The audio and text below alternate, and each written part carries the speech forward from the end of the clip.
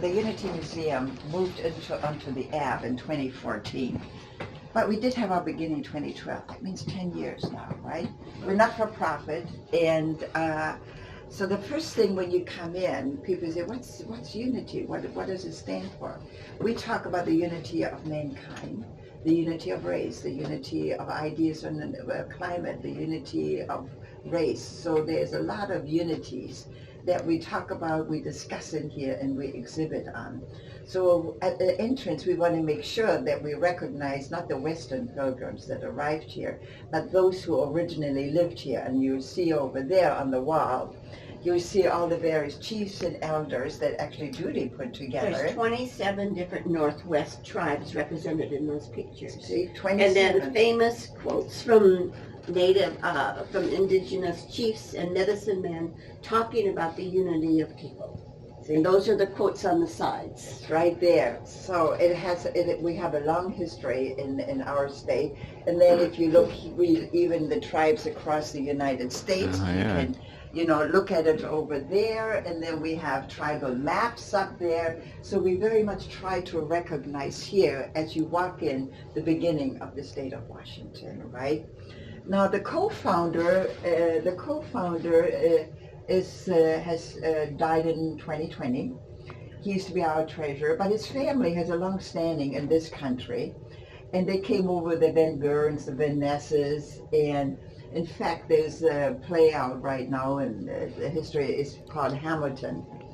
And there's a duel, and the Van Nesses are the ones that handed that fatal pistol that, that sort of killed Hamilton. But anyway, let's move forward.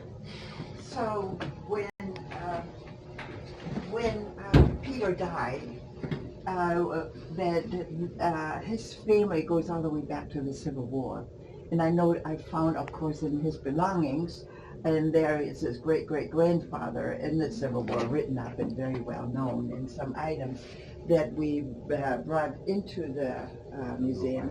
Then his grandfather was a military officer in World War I.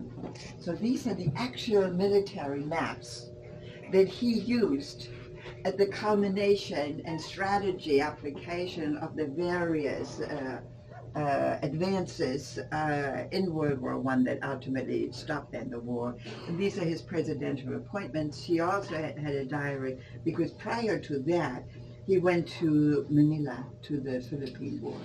Right. Then his father over here, standing right there, his father was in World War II.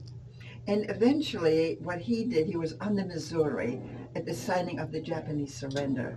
Right. So there's a long-standing history, and we have here some ideas really on the idea of war. And this is where we talk about United Nations and League of Nations and the Pentagon and some of the ideas and promises and how do we advance into a end of war, right?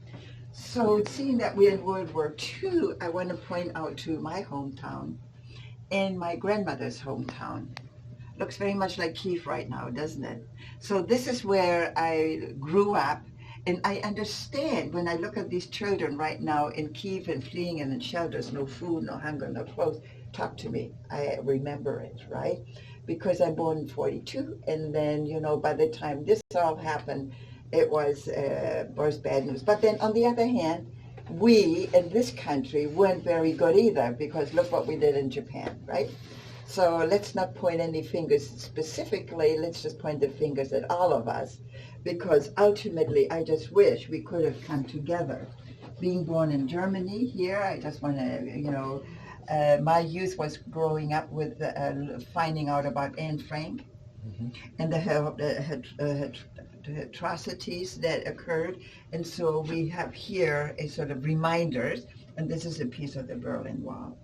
Okay, Grandpa. So Grandpa comes back home from World War I, and he said, now what, right? And he becomes the Attorney General of the United States on behalf of the Army. And he says, well, this was terrible, World War I.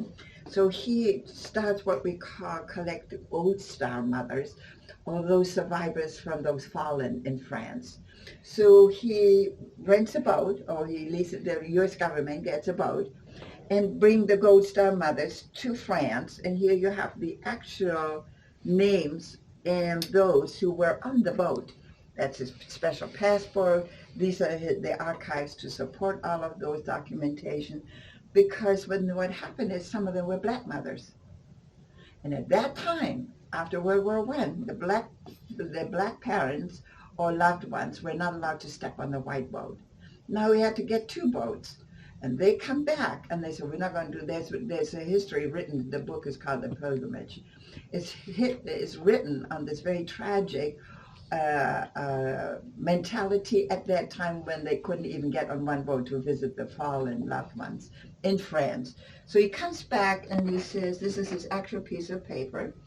And this piece of paper, he draws an idea, asks an architect to make a sketch, and it's known today as the Tomb of the Unknown Soldier in Washington, D.C. So one thing led to the other, and the topic of race and the topic of tolerance goes, as we know, a long way back in this country. Why the map of Oahu? He comes back from World War One, and being now Attorney General in the U.S. Pentagon, they say, you know what? I bet the Japanese are going to come. And they sent him to Hawaii, and you notice there he draws lines of what he calls potential invasion. And he brings it back to Washington, D.C., and sure enough, when December 7th, 1941, that's exactly where it was. But because of his recommendation and his projection, they were in position in Pearl Harbor for defense, except the rest is history. It was bad news, wasn't it? Okay, here's the history of the UW area. So this is where you come in. We have up the street here, we have the very first female mayor in the United States. She lived in the Wilsonian right up the street. We did for a while a walking tour on the Ave, which we're hoping to pick back up again. But there's an amazing history in the University District, and you can take time. We have been able to declare University Way a great street, but we are also in the middle and have done our research and had to prove, being historic, why University Way is historic, and it had to be of a certain age. The buildings and the architects and all the details. So we did this application. There's still some corrections and editing that needs to occur.